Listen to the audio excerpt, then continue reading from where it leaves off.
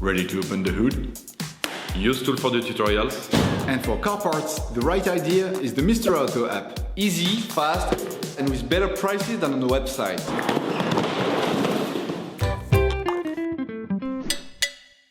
Turn your engine off and pull up the handbrake.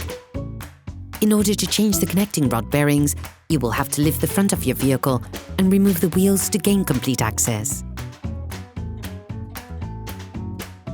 Raise the front of the vehicle and put it in the 2-axle stands. We strongly suggest watching the tutorial, raising your vehicle safely before carrying out this step. You can then remove the wheel. Don't forget to slide it under the vehicle. You will also need to remove the mud guards. Unscrew the drain nut. Use the wrench to begin with and finish off the process by hand. Be careful on the last few turns, the oil can squirt out immediately. You have to anticipate this by placing a container underneath to collect the oil. Let the oil run out for 10 minutes or so.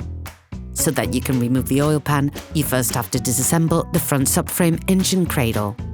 To do this, start by removing the front mudguards so that you can access the screws holding the engine cradle.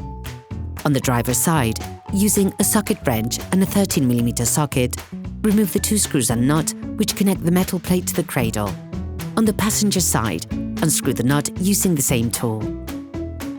Then, using a socket wrench and an 80mm socket, unscrew the last 2 screws that hold the cradle.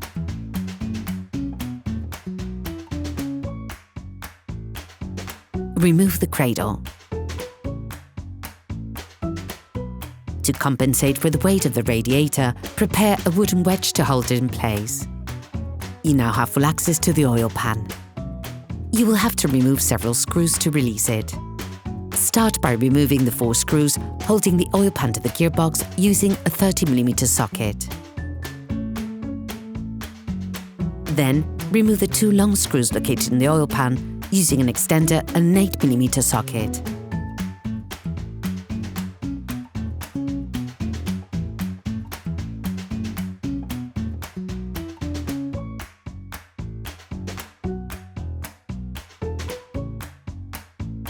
Using a 13mm socket, unscrew the screw that links the gimbal frame to the oil pan. Then remove the screws and the support above the catalyzer with the 30mm spanner. Gain easier access by turning the gimbal.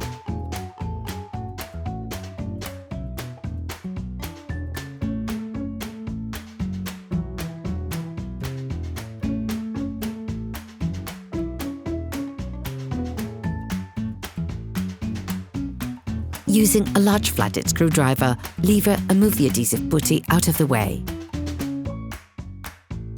With a 10mm socket, unscrew several threads on the transfer screw for the air conditioning compressor so that you will be able to unscrew the second screw.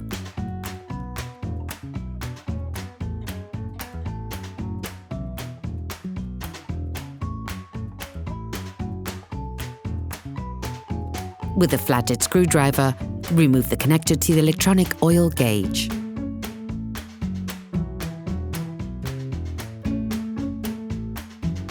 All you have to do now is unscrew the 18 small screws that hold the oil pan in place using an extender and an 8mm socket.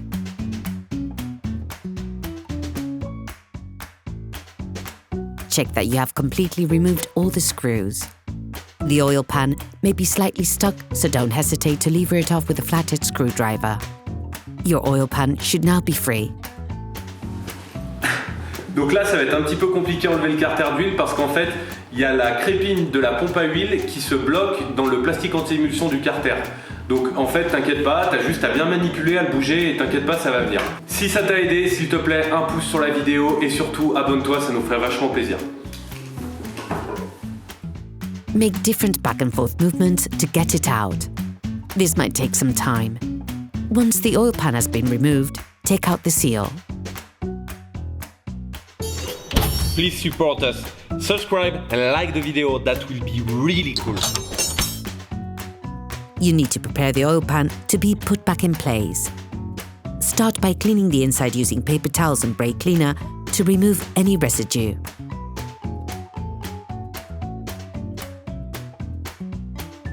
Remove the residue from the old seal gasket with fine sandpaper.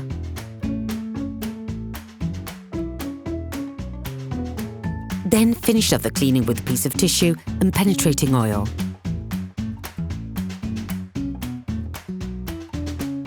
Once it is completely clean, you can put the new seal in place.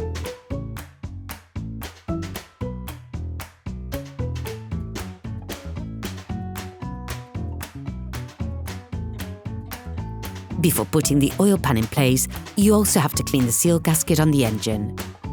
Once this is done, put the oil pan back, ensuring that you properly position the seal.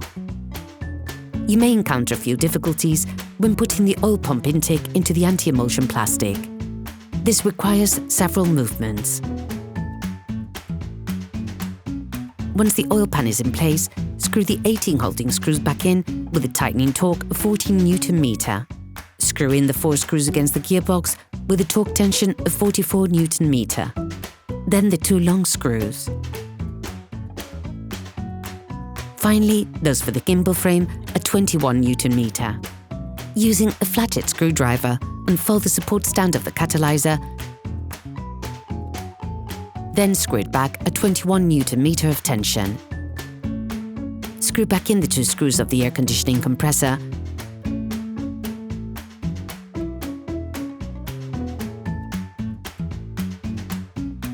then finish by reconnecting the power to the electronic gauge. You can now put the subframe engine cradle back in and then screw it into place.